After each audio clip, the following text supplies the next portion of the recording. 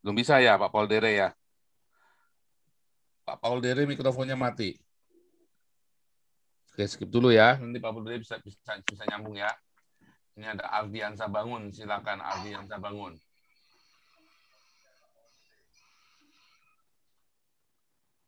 Mana Ardiansa Bangun? Oke, skip dulu ya. Ini Pak Victor Mandaya dulu deh. Yang sudah nampak ini. Silakan Pak Victor. Mikrofonnya mati Pak Victor. Mikrofonnya mati, dinyalakan dulu, di-unmute dulu. Ya, Nah, salam. ya, shalom Pak Victor. Luar Iya, biasa. luar biasa. Tuhan Yesus luar biasa. Ya, kembali Amin. lagi Pak. Saya juga beberapa room saya masuk ini untuk masalah poso. Sudah sering saya katakan, saya bahas bagaimana susahnya menjadi orang poso dari Ya. dulu sampai sekarang.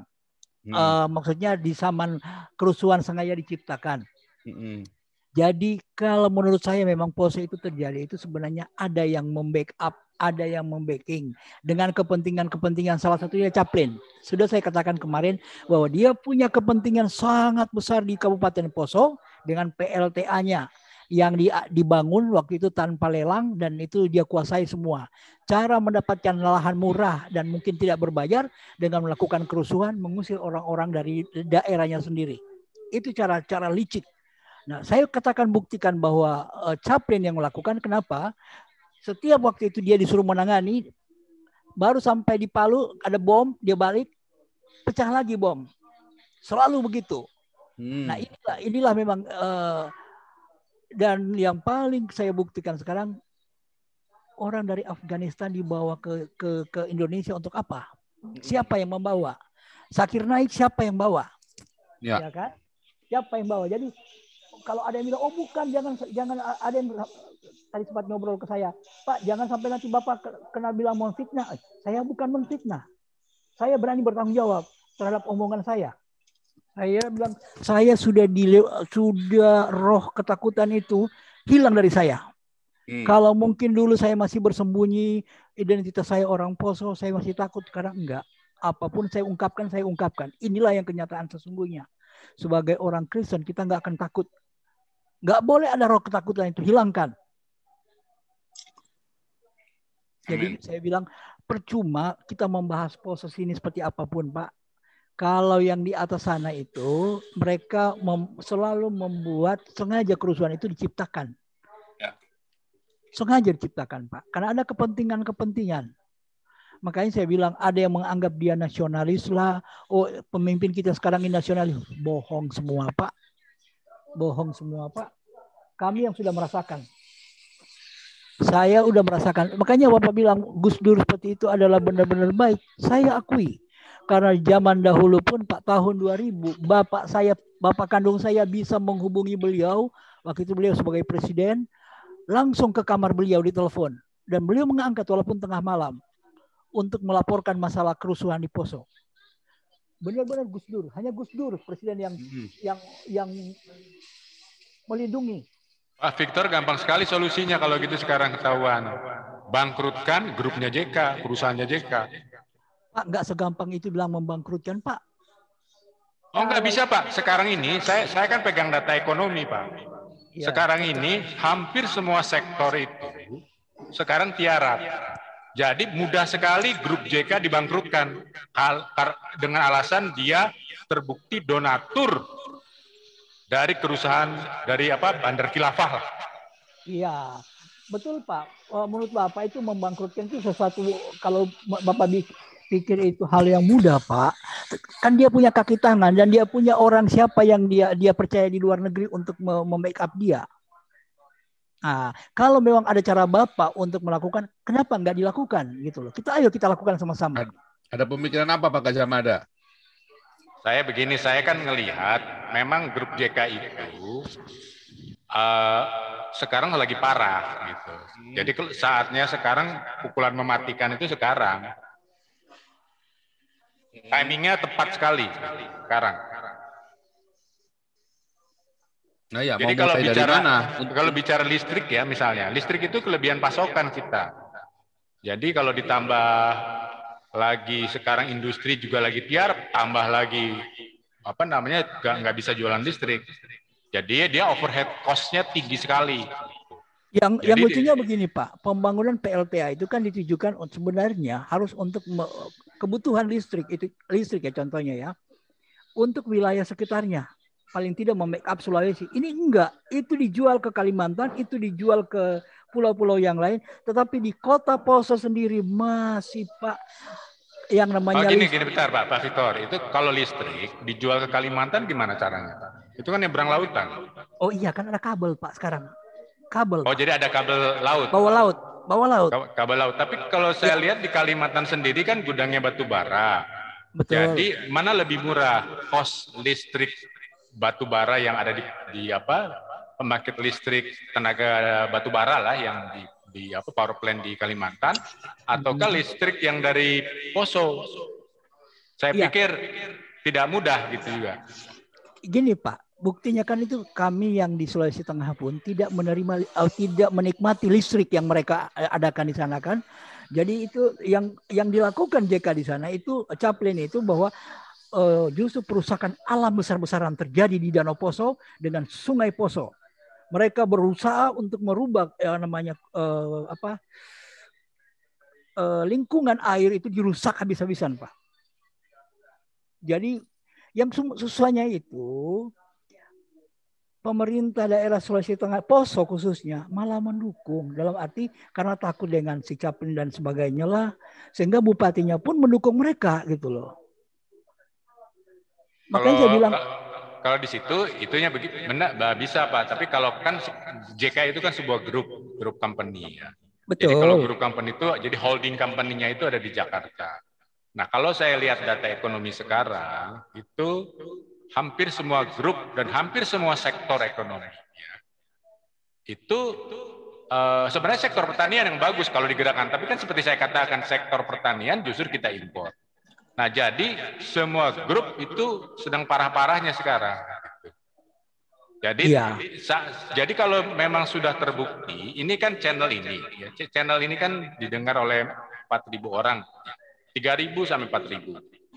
Kalau mengenai grup JK sebagai dalang khilafah saya sudah cek 62.000 yang menonton. Jadi sudah 62.000 orang yang sudah mendengar bagaimana JK menjadi dalang khilafah.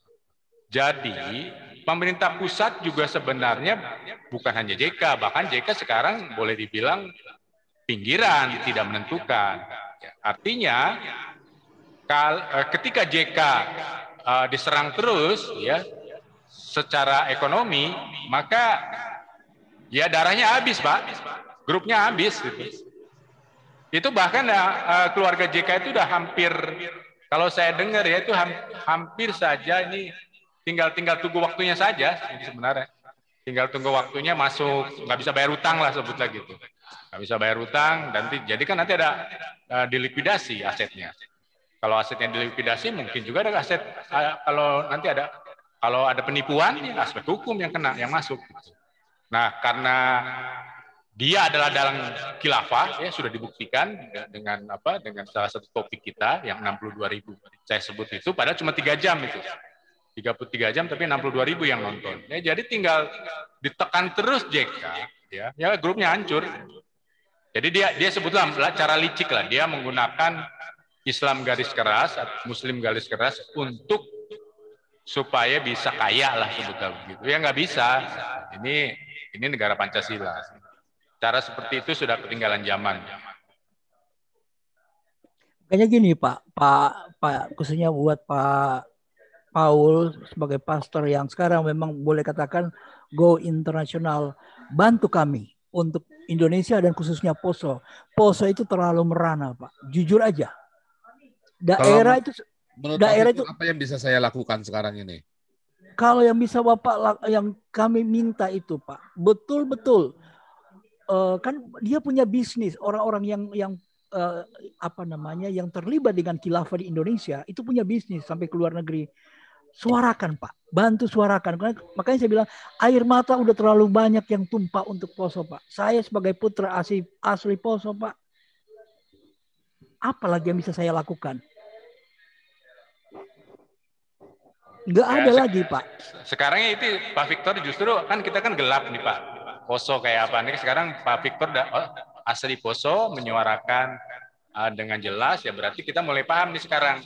Oh, JK di belakangnya. Tadinya kan sebetulnya masih ragu-ragu.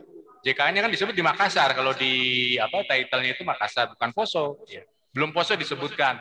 Tapi kalau sekarang Pak Victor sudah yakin sekali bahwa itu JK, dan ini juga didengar oleh seluruh Indonesia, saya rasa banyak yang bersimpati. Ya, bersimpati kepada Pak Victor, entah itu Muslim atau tidak, karena nggak benar. Ya, mau kaya kok menggunakan khilafah. Nggak usah, ini pun akan kualat, Pak. Dia kayaknya kan kualat, Pak. Hukum karma dia.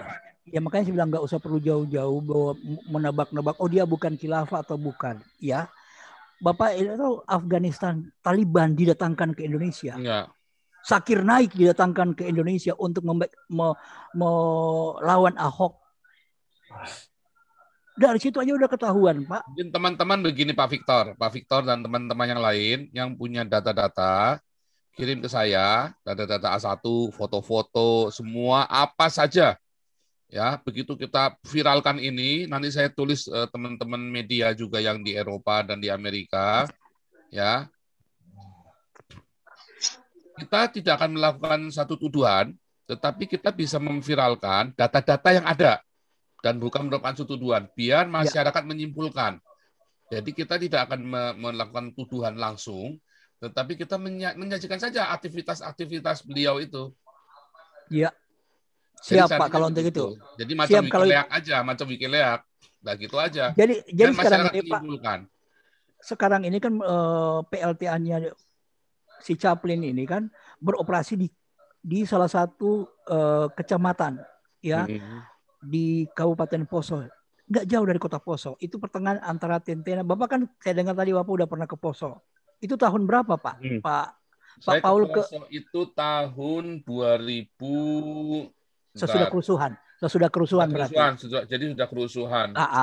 Bapak yang Bapak lihat itu kan tinggal bekas puing, ada rumah yang belum dibangun kembali Pak, terhasil bakaran. Kalau Bapak datang sebelum kerusuhan, Poso itu betapa indahnya.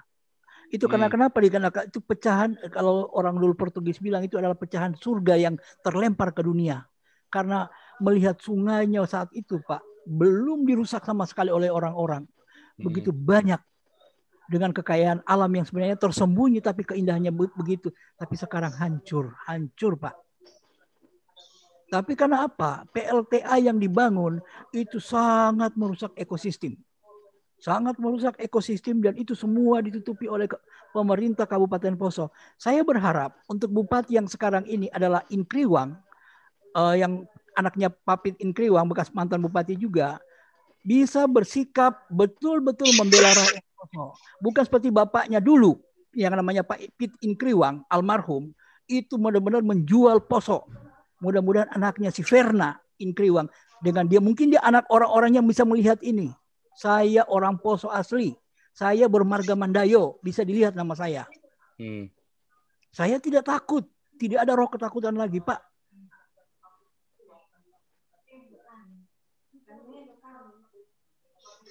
Ya seperti itu Pak. Makanya saya bilang Tuhan sudah hilangkan dari hati saya.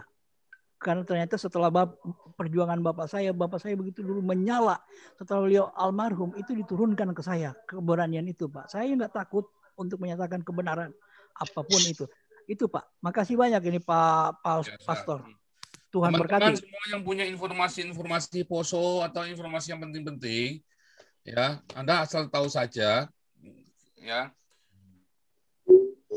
Anda itu turut berpartisipasi bila Anda kirim ke saya dan kita bisa ungkapkan di sini. Gitu ya. Email ke saya hagios.eu@gmail.com.